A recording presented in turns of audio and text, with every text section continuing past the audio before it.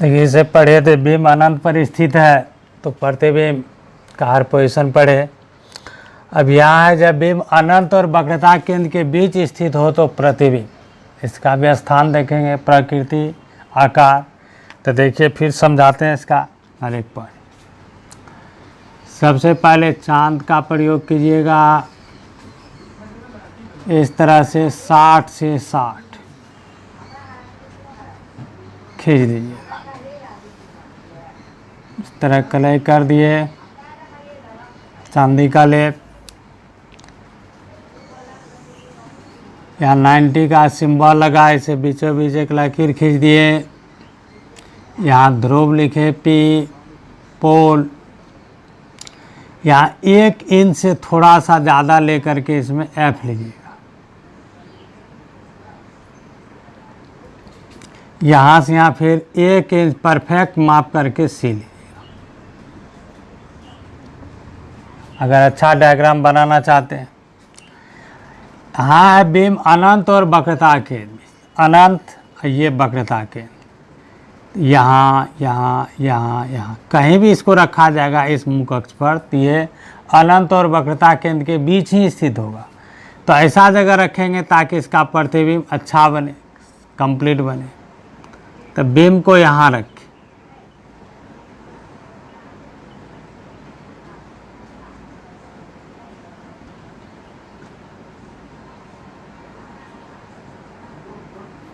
Beam को यहाँ रख दी, ये माप करके लीजिएगा। अब रूल देखिए, एक रूल पढ़े हैं, वह किरण जो मुख अक्ष के समांतर जाती। तो एक किरण लिए यार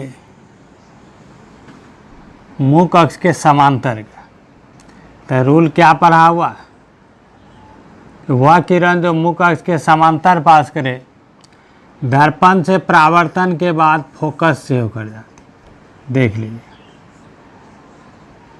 यह दर्पण के फोकस से पास कर गया। हम रूल को फॉलो किए। दूसरा किरण यह लेंगे, हम अतिरिक्त जगह भी ले सकते हैं, लेकिन ये एक सुंदर बनाने के लिए, अच्छा बनाने के लिए एक किरण यहाँ लेते हैं जो सी से पास करें। एक रे लिए ये देखिए बिल्कुल सी से पास किया। तो यह रूल पढ़ाए थे, वह किरण जो वक्रता केंद्र से होकर पास करे, वह दर्पण से टकरा कर क्या होगा, वो ना उसी पथ पर लौट जाएगा। देखिए लौट गया। तो यहाँ पर दोनों परावर्तित, ये परावर्तित किरण और ये परावर्तित, इस जगह काटा, यही बनाया यहाँ प्रतिबिंब। यह हो गया ए बी बिंब, और यहाँ जो ए डैश बी डैश दिख रहा है, ये हो गया प्रतिबिंब। ठीक है। अब देखिए, तो इसमें भी हमें हर का स्थान जानना था, जैसे इसमें भी स्थान।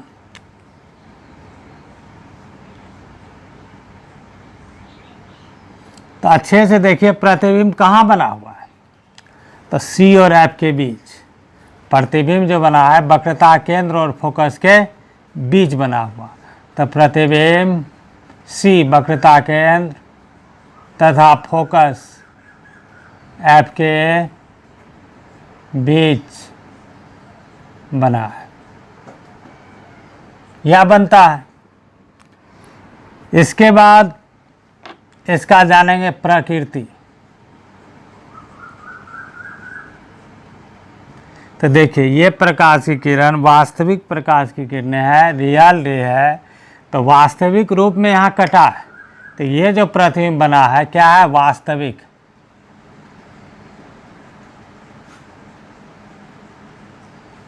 और समझाए थे कि वास्तविक हमेशा उल्टा ही रहता है, या वास्तविक एवं उल्टा। अब इसका आकार का भी जिक्र होगा। अगर अपने आँख से ही देखिए तब भी आपको प्रैक्टिकल हो जाएगा, नहीं तो माप करके देख।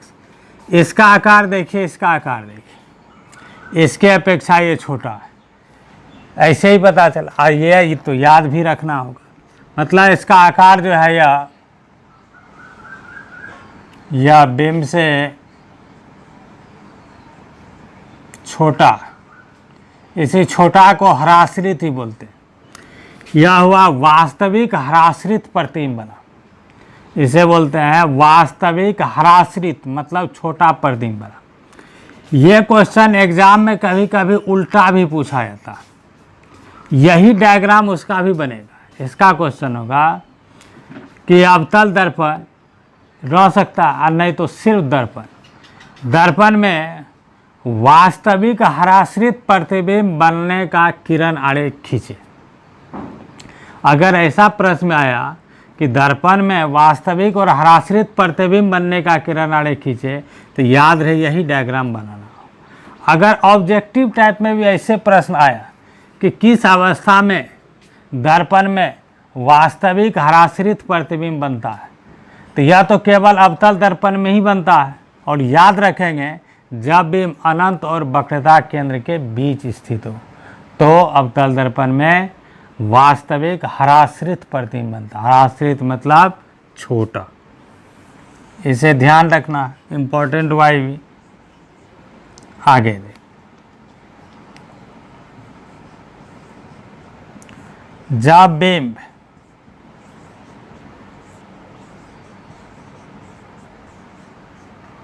वक्रता केंद्र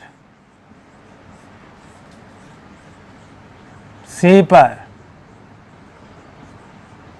स्थित हो तो प्रतिबिंब, इसका भी अध्ययन कर लेंगे। जब बिंब वक्रता केंद्र C और जब वक्रता केंद्र पर स्थित हो, जब बिंब वक्रता केंद्र पर स्थित हो तो देखिए इसका डायग्राम। उसी तरह चांद की सहायता से दर्पण बना 60 से 60,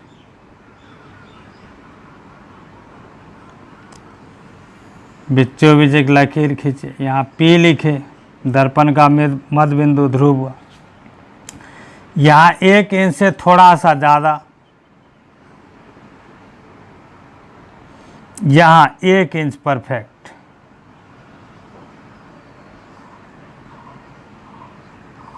यहाँ बिंब स्थित की,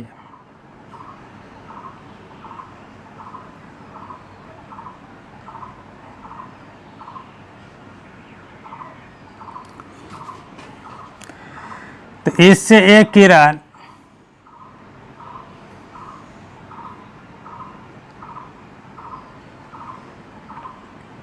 देखिए यहाँ लिए या मुख अक्ष के समांतर ले गए, तो वह किरण जो मुख अक्ष के समांतर जाती है दर्पण से परावर्तित होकर फोकस से होकर जाती है। देखिए फोकस से पास किया। दूसरा किरण वह किरण जो फोकस से होकर जाती है, ये देखिए दूसरा किरण जो फोकस से होकर जाती है वह दर्पण से परावर्तित होकर क्या होगा, मुख अक्ष के समांतर।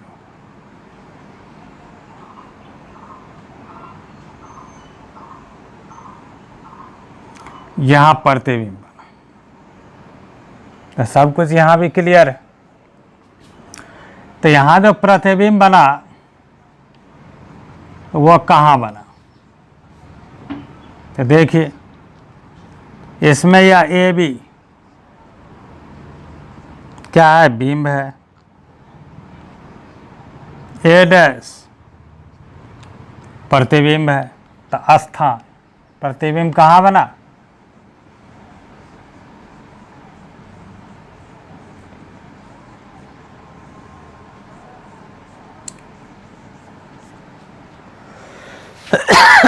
वक्रता केंद्र C पर बना।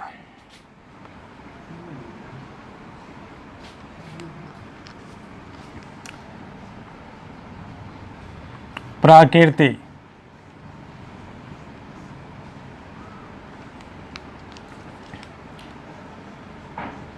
वास्तविक एवं उल्टा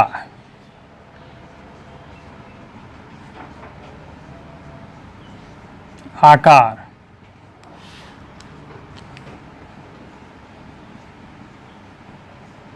बिंब के समान है, यह बिंब के समान है। उसमें तो समझाए था, अब इसमें भी एक बार ये भी देखिए, वास्तविक प्रतिबिंब है, वास्तविक प्रतिबिंब, वस्तु की दूरी u नेगेटिव, प्रतिबिंब की दूरी भी नेगेटिव, फोकस दूरी नेगेटिव।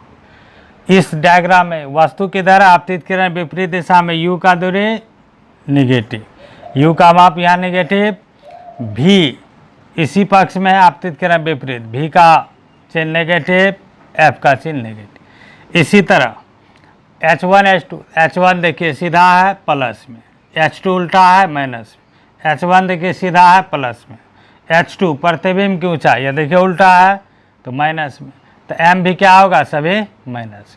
जब वास्तविक प्रतिबिंब है तो m भी माइनस, अब वक्रता त्रिज्या तो नेगेटिव होगा। तो इसमें आपको चिन्ह परिपाटी भी समझाए, स्थान, प्रकृति, आकार, इसमें से कोई उल्टा भी प्रश्न हो सकता है। यह हुआ वास्तविक और समान आकार का प्रतिबिंब बनने का किरण आरेख खींचे। तो वास्तविक और समान आकार का प्रतिबिंब याद रहे यह अवतल दर्पण में ही बनता है, समान आकार का प्रतिबिंब बनता है और भी एक दशा में, लेकिन वह जो समान आकार का होता है वह समतल दर्पण में बनता है, अर्थात वह वास्तविक नहीं होता है, काल्पनिक होता है।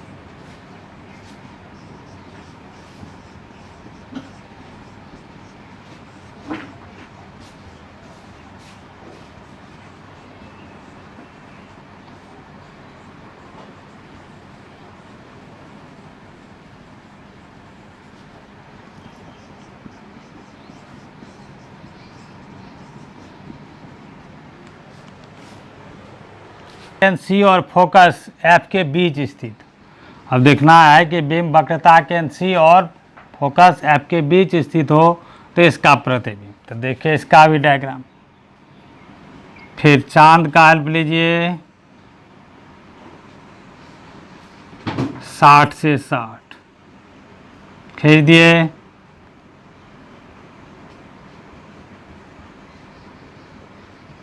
ये बना अवतल।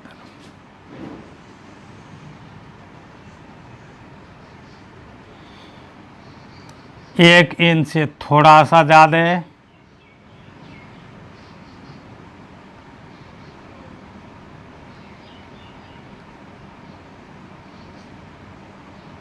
एक इंच यहाँ परफेक्ट, यहाँ से यहाँ 1 इंच, इसमें थोड़ा ज़्यादा, तब डायग्राम अच्छा बने। तो इसमें बीम को रखे,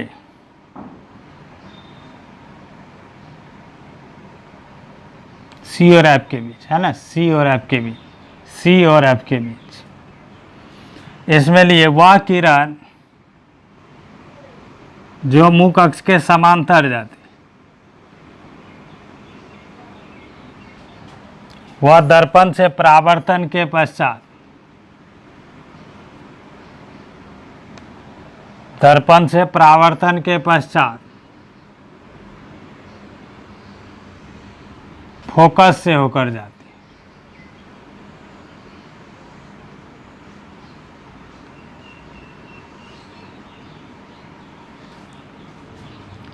दूसरा किरण, तो पहले इसमें एरो देखिए लगाए, आपतित किरण, ये परावर्तित किरण। दूसरा वह किरण जो वक्रता केंद्र से होकर जाती है, क्या पढ़े थे, वह किरण जो वक्रता केंद्र से होकर जाती है।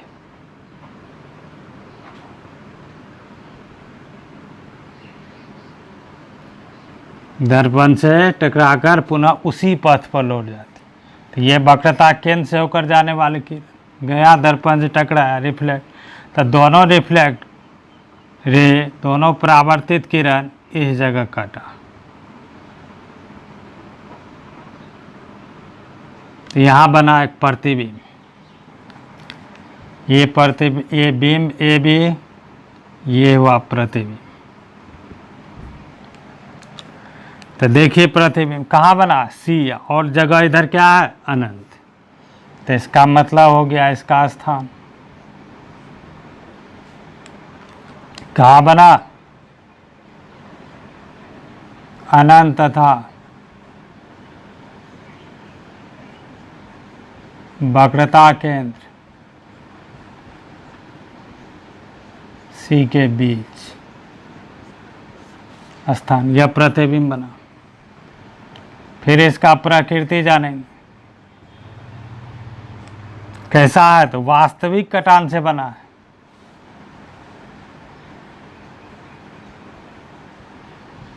वास्तविक एवं उल्टा है आकार। देखिए पता कीजिए, इसका साइज क्या है, बड़ा है, आकार बिंब से बड़ा है। इसमें भी याद रखना, तो इसे बोल सकते हैं वास्तविक आवर्धित। ये भी क्वेश्चन बहुत इंपॉर्टेंट है, ये भी रिवर्स पूछता है कि ऐसा जगह नहीं दे करके ऐसे टाइप में भी इस क्वेश्चन को पूछा जाता है कि दर्पण में वास्तविक आवर्धित प्रतिबिंब बनने का किरण आरेख खींचे। तो अवतल दर्पण में या दर्पण में वास्तविक आवर्धित प्रतिबिंब तभी बनता है जब बिंब सी और एफ के बीच स्थित हो। ये हमें याद हो जाना चाहिए, क्योंकि जब पढ़ा रहे हैं तो दोनों जो क्वेश्चन है आंसर या आंसर जो है उसका क्वेश्चन, दोनों हमें बनाने अच्छे से आना चाहिए।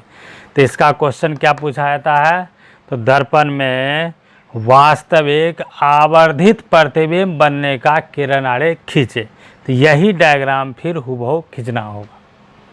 तो याद रहे, यह भी क्वेश्चन बहुत इंपॉर्टेंट है, उल्टा भाषा ही पूछता है, या ऑब्जेक्टिव में साधारणतः ऐसे पूछ सकता है कि किस दर्पण में वास्तविक आवर्धित प्रतिबिंब बनता है। तो यह केवल अवतल दर्पण में ही संभव है। और किस अवस्था में वास्तविक आवर्धित प्रतिबिंब बनता है, तो जब बिंब वक्रता केंद्र और फोकस के बीच स्थित हो। इसमें भी प्रतिबिंब क्या है, देखिए प्रकृति वास्तविक है। तो इसमें भी देखिए u अर्थात बिंब की दूरी माइनस में होगा, प्रतिबिंब यह भी क्या, आपतित किरण विपरीत दिशा में, प्रतिबिंब की दूरी भी यह भी निगेटिव होगा, फोकस दूरी निगेटिव, वक्रता त्रिज्या निगेटिव। तो इसमें क्या हो जाएगा, H1 positive, H2 negative, M negative. तो चिन्ह परिपाटी भी समझा है, U भी F का चिन्ह। अब देखिए इसमें 5 नंबर, जब बिंब फोकस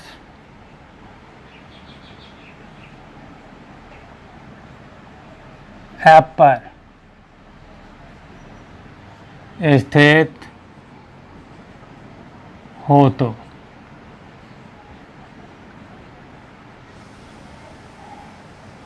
प्रतिबिंब, जब बिंब फोकस F पर स्थित हो तो प्रतिबिंब,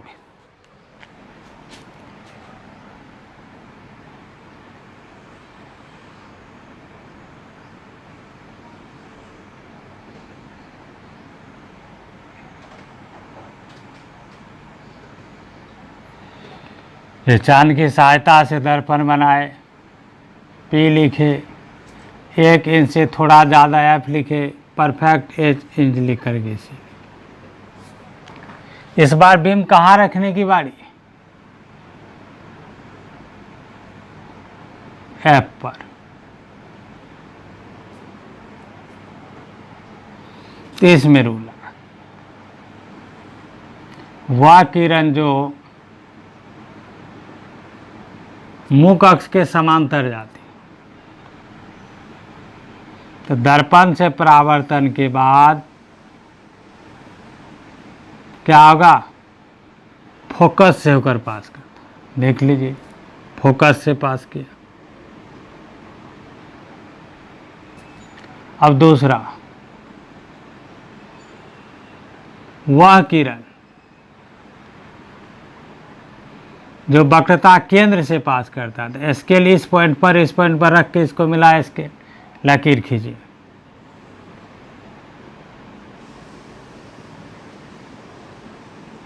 तो इस प्रकार देखिए, वह किरण जो वक्रता केंद्र से होकर जाती है, वह दर्पण से परावर्तन के बाद पुनः उसी पथ पर लौट जाती है।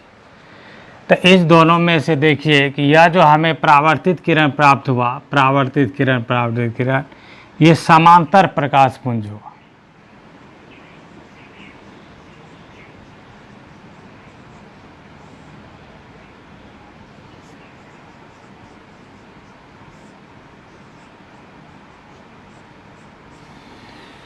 इसे लगभग समांतर प्रकाश पुंज कहा जाता है। तो समांतर प्रकाश पुंज कहाँ प्रतिबिंब बनाएगा, तो अनंत पर बनाएगा।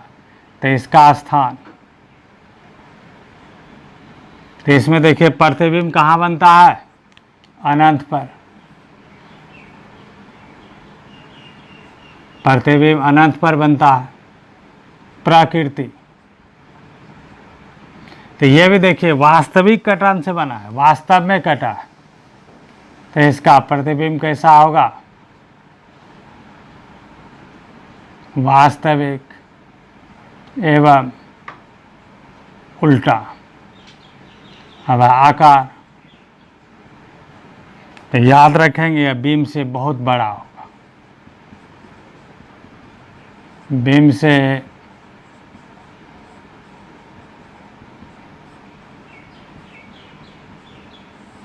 बहुत बड़ा होगा। यह हुआ इसका।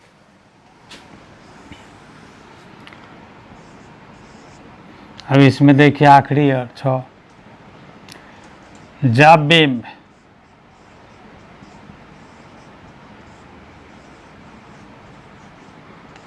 जब बीम फोकस तथा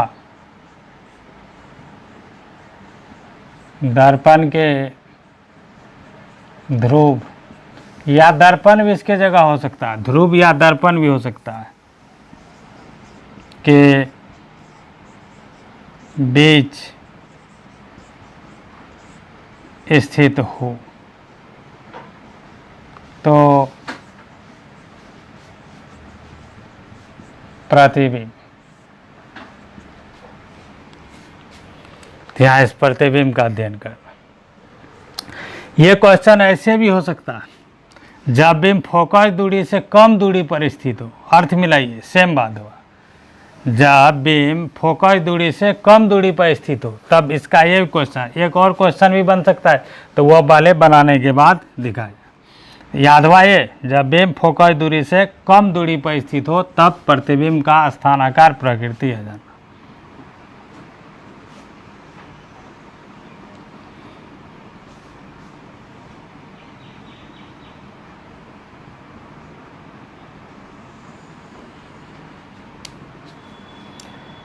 एक इंच से थोड़ा सा ज़्यादा, परफेक्ट 1 इंच। देखिए बीम कहाँ रखना है, फोकस और ध्रुव। तो ये फोकस, ये ध्रुव, इसके बीच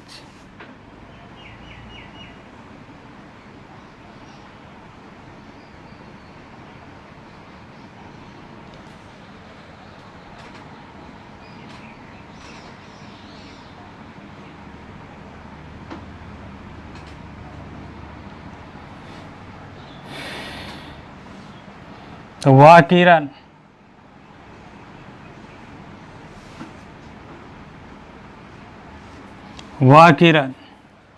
जो मुख्य अक्ष के समांतर जाती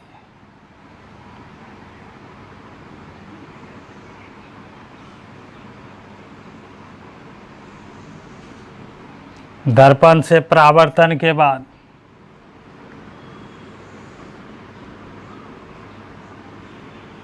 मुख्य अक्ष के समांतर हो जाती है। ओहो सॉरी, वह किरण जो मुख अक्ष के समांतर जाती है, दर्पण से परावर्तन के बाद फोकस से होकर जाती है। अब दूसरा यानी यहाँ स्केल रख देंगे एक ही साथ।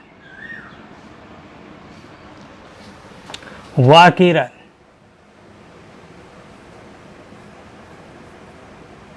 जो वक्रता केंद्र से होकर जाती है, पुनः उसी पथ पर यह लौट जाती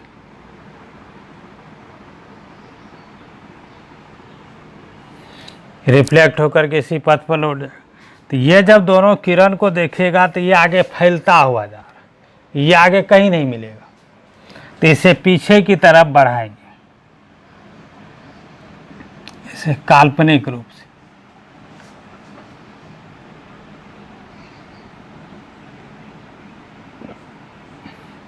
ये कहीं कटा, तो यहां एक प्रतिबिंब बनाया,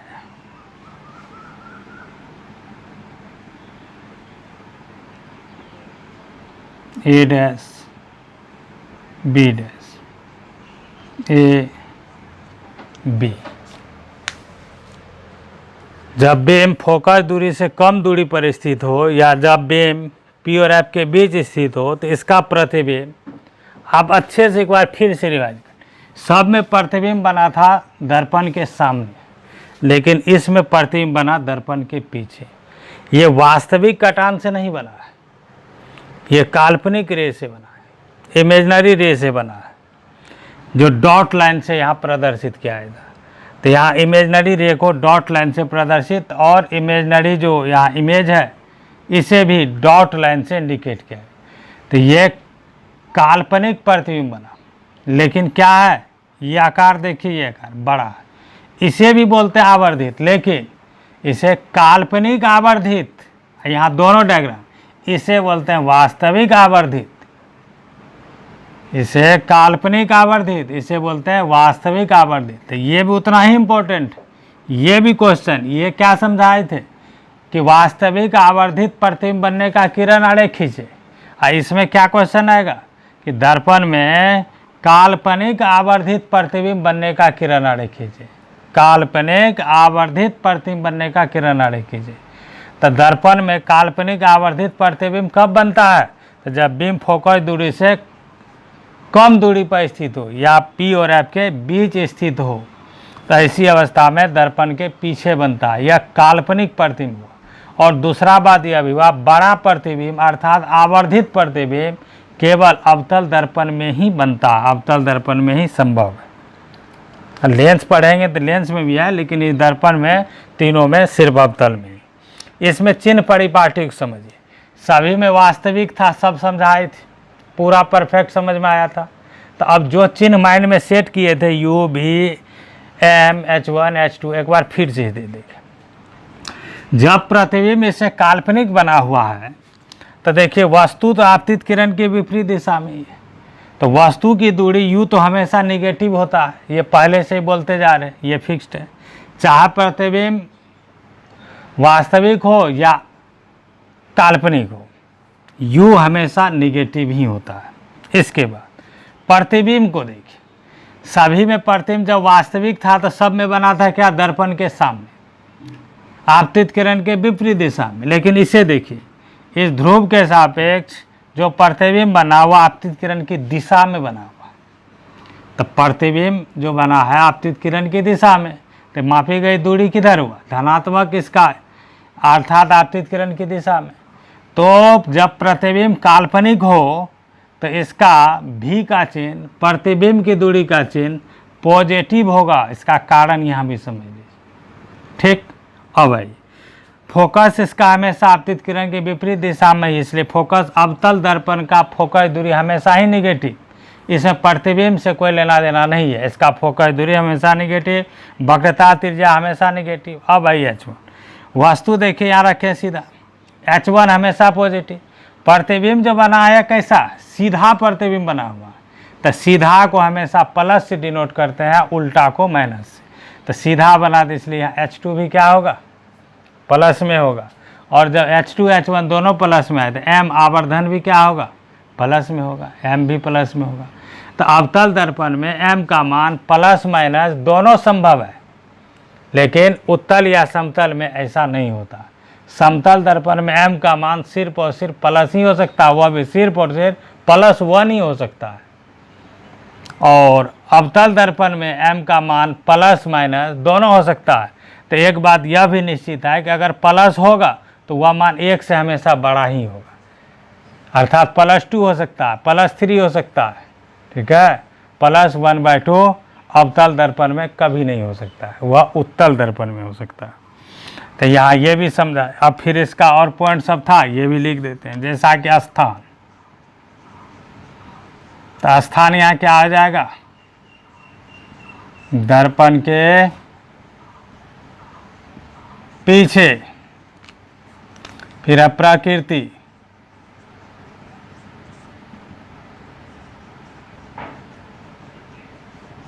काल्पनिक या आभासी एवं सीधा। काल्पनिक प्रतिबिंब हमेशा सीधा होता है, सीधा आकार,